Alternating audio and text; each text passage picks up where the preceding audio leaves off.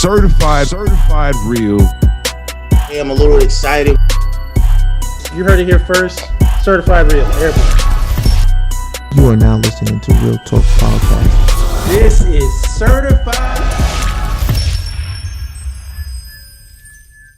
I think he's like one of the main culprits. Really quick question. It's kind of a sidebar.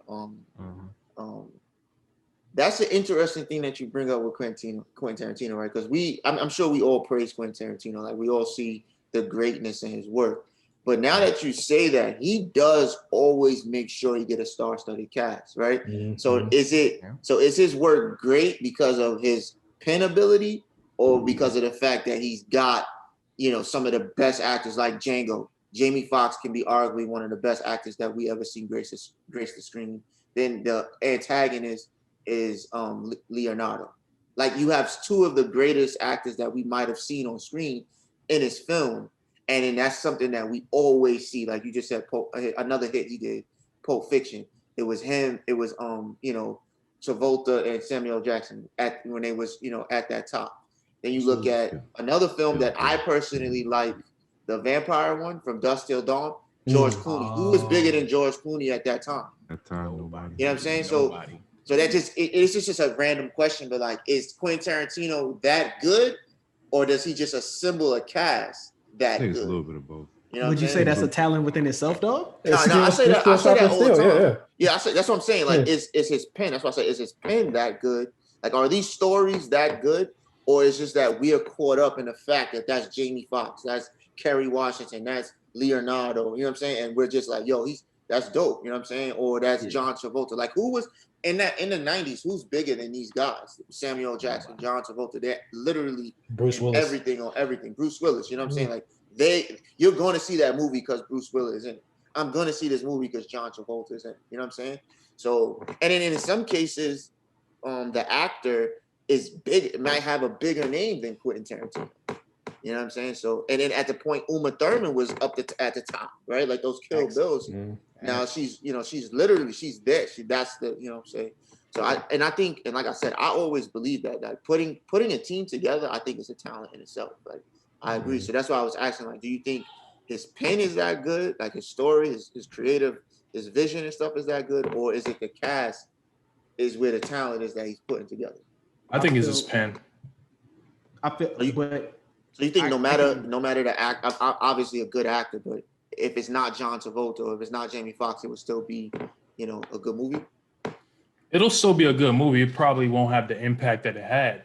I mean, to a certain degree, in order to have an impact like that, to get the amount of followers like that, like, he's Quentin Tarantino. Like, you say his name, people know who he is. Like, there's a lot of films out there where you don't know the director, you just know the actors. So clearly there's, a formula that he has, which involves, the good writing and the good production as well as good actors in order to have that impact. So I do think there has to at least be some sort of balance there.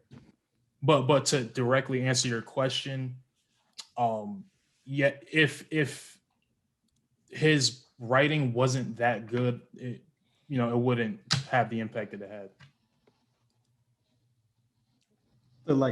I feel like anybody can be right on either answer to that question, but I feel like that's something we probably never gonna know, because like we said last week when we was recording, you can write some fire and they don't deliver, or you can write some trash and they deliver. So I feel like that's probably a question. I mean, I think we're going to give it to him because, I mean, it's Quentin Tarantino. Over the time, you looking at his work, it's like, to call his work trash would just be like, you have no merit to say that it is, or no merit to say that it wouldn't have worked with those actors. So I feel like we kind of just got to, like, give him that one. Like, we got to agree with it. It was just a sidebar, so it had nothing to do, but just wanted to know. Beasley, you going? I think it's a little bit of both, though. I was just gonna say I think it's a little bit of both. Because me, honestly, I think his name has built enough equity to where if you're an actor, you're gonna trust his pen. Exactly. Like, I don't really need to see it. Like, am I attached to the project in a decent role with some decent screen time? I bet I trust you that we can go and I'll make it work. That kind of thing. But like some of his like earlier work, like it's so story driven that like it would work with different actors. But just like Terrell was saying, it's not gonna be the same if whoever takes place for Samuel L. Jackson in Pulp Fiction or whatever. That's the guy. He delivers that particular part. But you don't you don't need everybody like big name actors for all the positions that he has, but like when you have them, it helps. Like it makes the movie that much better. And I was just asking because literally, like he got two films. He got two films before Reservoir Dogs, right? Like he got My Best Friend's Birthday, which I personally never seen, and then he has a short film that nobody probably ever seen. But that was his debut, Reservoir Dogs, right? But if you think about it, Reservoir Dogs has an ensemble cast. Like everything that he has written has an ensemble cast to the point where they got at least 3 at that time really big names, right? So we personally has never seen a project that Quentin Tarantino has written and directed that didn't have an ensemble cast. So that's kind of like where I was going with that question. Now, I'm not trying to take anything from him. I think his pen is elite, and I think his directing is elite, and I think that his ability to get actors to do it and believe in his story is elite. But I'm just saying, though, that is a conversation that could be had that, you know what I'm saying, like he's always had the ability to fall on a great actor like John Travolta, Samuel L. Jackson, Jamie Foxx, et cetera, George Clooney, et cetera, et cetera. Well, on top of their stardom to also go see and get the fans behind that film, right? So not only am I going to go see this because I'm a Quentin Tarantino fan, but the John Travolta fans is going to go see it too, even if they're not a Quentin Tarantino fan, and so forth and so forth. You know what I'm saying? But I want to say, like, just a caveat to that, like he's not always using the biggest names in the he might use one big ass name like Leonardo DiCaprio, and then the rest is going to be people from different eras where I haven't seen this dude in a while, like David Carradine from for Kill Bill, as far as Bill, that's not the name that you would think. He's very strategic as far as how he Michael Madsen. But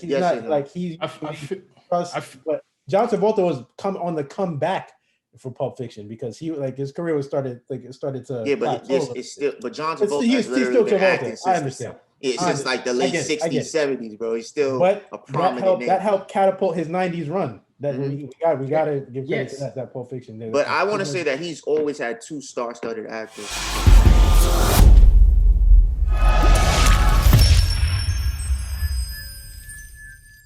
Certified real.